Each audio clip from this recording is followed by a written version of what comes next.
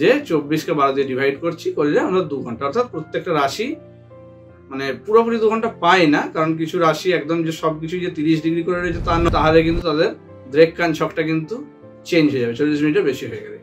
আচ্ছা, এরপরে আসি আরো কমে যদি আসি, সেক্ষেত্রে নবাংশটা যদি দেখতে হবে। নবাংশে রাশিকে যদি আমরা 60 দিয়ে ডিভাইড করি, সেক্ষেত্রে হাফ ডিগ্রি করে পাওয়া যাচ্ছে। 30 ডিগ্রিকে 60 দিয়ে ভাগ করলে হাফ ডিগ্রি। তো হাফ ডিগ্রি মানে সেটা হচ্ছে গোড়াতেই গলদ রয়েছে। যে জিনিসটা হলো শুধু রাশিচক্র দেখে বিচার।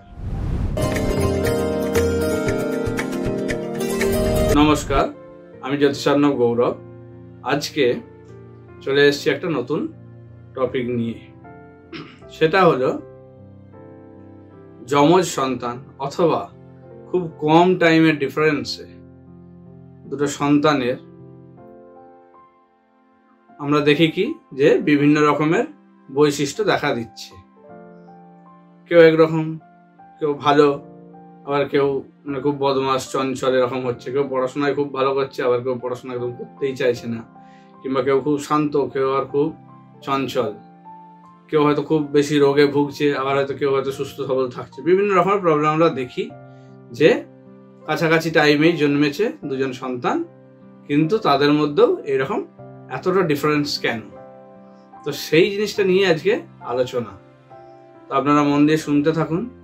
আমি চেষ্টা করব আপনাদের সামনে এই জিনিসটাকে কিছুটা ক্লিয়ার করার, যে কেন এই জিনিসগুলো ঘটে, কিভাবে বিচার করা উচিত, যমজ সন্তানের বিচার কিভাবে করা উচিত, যাদের মানে বার্থ টাইমের ডিফারেন্সটা খুবই কম, একই দিনে একই সময়ের কাছাকাছি সময় জন্মেছে।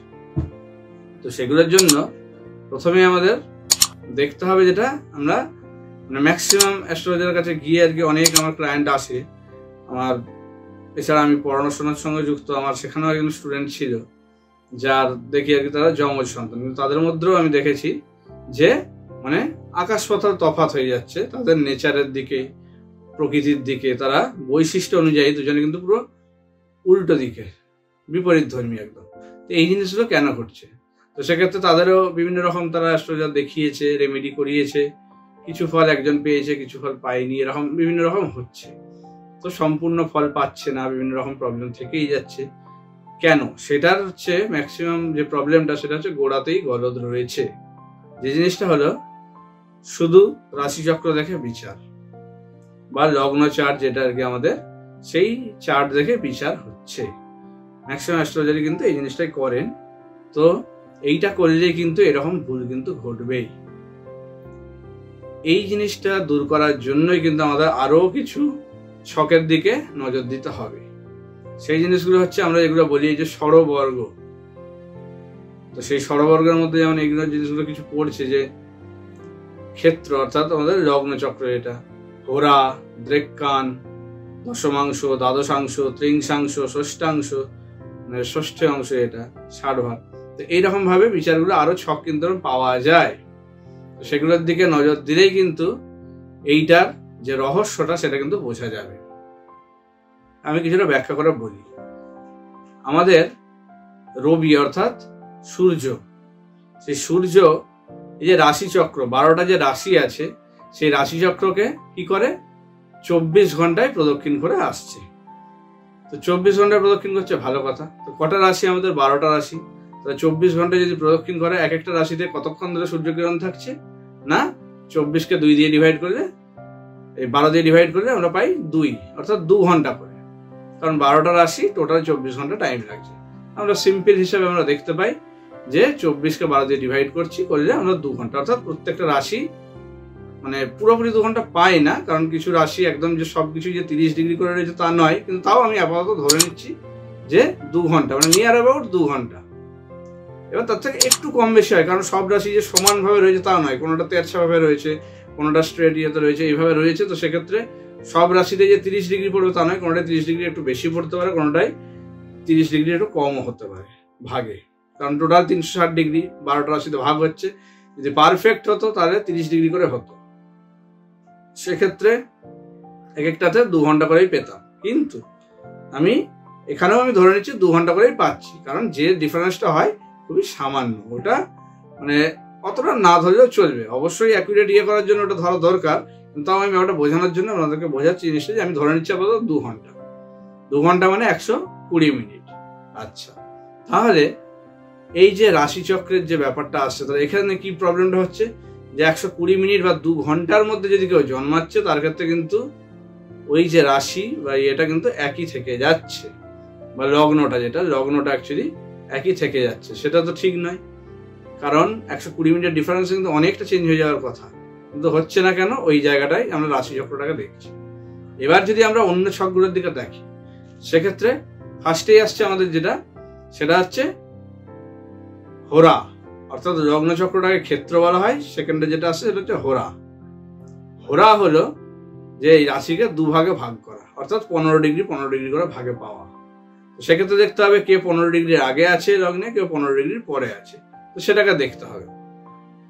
সেটা যদি দেখা যায়, তখন কিন্তু তার মানে হাফ হয়ে গেল, অর্থাৎ 60 মিনিটের ডিফারেন্সে কিন্তু তখন কিন্তু তার এই হোরা চার্টটা কিন্তু চেঞ্জ হয়ে যাবে, কারণ দুভাগ হয়ে গেছে। এক একটাতে যদি 2 ঘন্টা থাকে, তাহলে 1 ঘন্টার ডিফারেন্সে কিন্তু হোরাটা চেঞ্জ হয়ে যাবে, অর্থাৎ তার কিন্তু হোরার ক্ষেত্র হোরার যে ছকটা সেটা চেঞ্জ হবে, অর্থাৎ 60 মিনিটের ডিফারেন্সে হোরাতে কিন্তু ধরা পড়বে জিনিসটা। এবার এর পরের যে পার্টটা আছে সেটা হচ্ছে আমাদের যেগুলো আর কি মেনলি দেখার জায়গা, সেগুলো হচ্ছে দ্রেককান। দ্রেককানে কি আসছে, এক একটা রাশিকে 3 ভাগে ভাগ করা হচ্ছে, অর্থাৎ 10 ডিগ্রি করে। টোটাল 30 ডিগ্রি একটা রাশি, তাকে 3 দিয়ে ভাগ করে 10 ডিগ্রি করে পাওয়া যাচ্ছে। এবার টোটাল কি বললাম, যে 2 ঘন্টা থাকছে, তাহলে 120 মিনিটকে যদি 3 ভাগ করি, অর্থাৎ 40 মিনিট করে পাচ্ছে। তার মানে 40 মিনিটের ডিফারেন্স থাকলেই দুজন সন্তানের মধ্যে বা দুজন জাতকের মধ্যে যদি 40 মিনিটের ডিফারেন্স হয়, তাহলে কিন্তু তাদের দ্রেককান ছকটা কিন্তু চেঞ্জ হয়ে যাবে 40 মিনিটের বেশি হয়ে গেলে। আচ্ছা, এরপরে আসি আরো কমে যদি আসি, সেক্ষেত্রে নবাংশটা যদি দেখতে হবে। নবাংশে কি পাবো আমরা, 9 দিয়ে ভাগ করা হচ্ছে একটা রাশিকে, তার মানে সেক্ষেত্রে 3 ডিগ্রি 20 মিনিট করে পাওয়া যাচ্ছে, কারণ 30কে যদি 9 দিয়ে ভাগ করি 3 ডিগ্রি 20 মিনিট করে পাচ্ছি।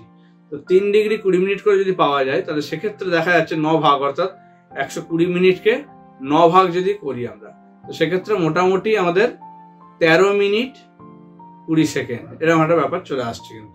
তাহলে এই অর্থাৎ 14 মিনিট বা 13.5 মিনিটের যে ডিফারেন্স যদি থাকে, সেক্ষেত্রে কিন্তু তাদের নবাংশ বিচারটা দেখলেই কিন্তু অনেকটা ডিফারেন্সটা বোঝা যাবে, যে কেন তাদের কিন্তু আলাদা হচ্ছে সমস্ত কিছু। আচ্ছা, এর থেকেও কমে অনেকে দেখি আমরা কি 2 মিনিট 3 মিনিটের গ্যাপে হচ্ছে, বা 4 মিনিটের গ্যাপে হচ্ছে, 3-4 মিনিটের গ্যাপেও হচ্ছে। তো সেক্ষেত্রে আমরা যাই যে 10 মিনিটের গ্যাপ থাকলে সেটা হচ্ছে দ্বাদশাংশ অর্থাৎ 12 দিয়ে ভাগ করা হচ্ছে রাশিকে। তো সেক্ষেত্রে 12 দিয়ে করলে 120 মিনিটকে 12 দিয়ে যদি ভাগ করি, তাহলে এক একটা পাচ্ছে 10 মিনিট করে, অর্থাৎ 10 মিনিটের বেশি ডিফারেন্স হয়ে গেলেই তাদের কিন্তু দ্বাদশাংশ ছকটা কিন্তু চেঞ্জ হয়ে যাবে। তখন সেটা থেকে কিন্তু তাদের মানে আলাদা কেন হচ্ছে বা কি কি আলাদা হতে পারে, সেগুলো কিন্তু বিচার্য ব্যাপার, মানে বিচার্য বিষয়, যেগুলো বিচার করা যাবে।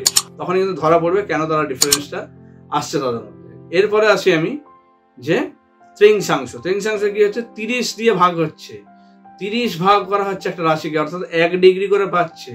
1 ডিগ্রি করে পাওয়া মানে 4 মিনিট, অর্থাৎ 120 মিনিটকে 30 দিয়ে যদি ভাগ করি আমরা পাই 4 মিনিট করে। তার মানে 4 মিনিটের বেশি ডিফারেন্স হয়ে গেলেই, ধরুন কেউ জন্মেছে 10টার সময়, একজন জন্মেছে 10টা 5-এ বা 10টা 4 মিনিট 30 সেকেন্ডে, তাহলে কিন্তু তাদের কিন্তু এই ত্রিংশাংশ ছক কিন্তু তাদের মানে ডিফারেন্সটা বুঝিয়ে দেবে, যে কেন তাদের ডিফারেন্স বা কি কি হতে পারে। তখন কিন্তু এই ত্রিংশাংশটা দেখে তাদের কিন্তু বিচারটা করা দরকার।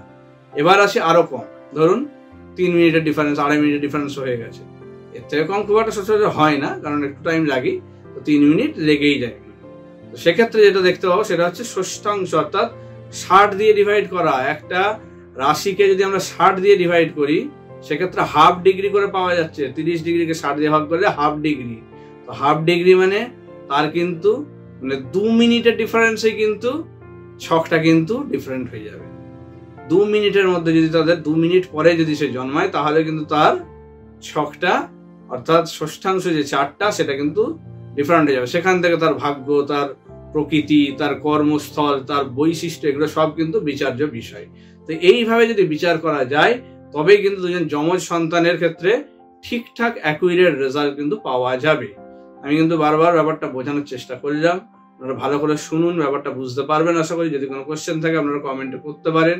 এছাড়া যদি আরো কিছু নতুন জিনিস বা কোনো রকম সমস্যা বা কিছু টপিক নিয়ে আপনাদের মনে হয় যে বলা উচিত, তো আপনারা অবশ্যই কমেন্ট করে জানাবেন। আমি চেষ্টা করব সেগুলো নিয়ে আলোচনা করার। এছাড়া সবাই ভালো থাকবেন, সুস্থ থাকবেন। নমস্কার।